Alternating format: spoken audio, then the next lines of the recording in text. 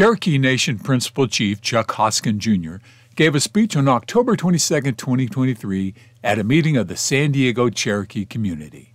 A couple of more opportunities that you have to pitch in, but I think they're opportunities that will be fun for you and your family. When I go across the Cherokee or the United States and I've gone to at-large communities, I learned early on when I was Secretary of State that so many of these communities actually got started organizing around Dr. Julia Coates' history course. Anybody attend that back in the day? All right. I think that may be how this organization was started, but many of them were. This weekend in California, it's in Berkeley. If you drive now, you could make it. Not really.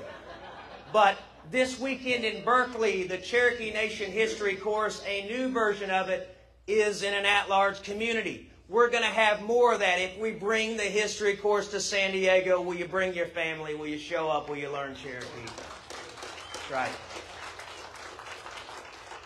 And it's important not just because it's joyful to learn Cherokee.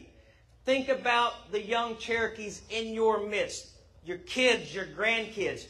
You are sending a message to them every day about what they should value.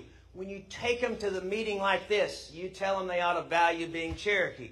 When you take them to a history course, you tell them that they got to remember where they came from and that they got to be proud of it, because our history, even though there are chapters in which there's a great deal of trauma and hardship, aren't the chapters that come after them so much more important? Aren't the chapters that we can show young people how we rebuilt after the Trail of Tears? Doesn't that send a powerful message to them? Let's bring them to the history course. Let's remind them they come from good stock.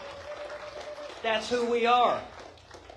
But there's another reason we need to teach our history. When I go to Oklahoma City or I go to the capital of the United States, Washington, D.C., I can tell you the level of knowledge of Cherokee history is far too low.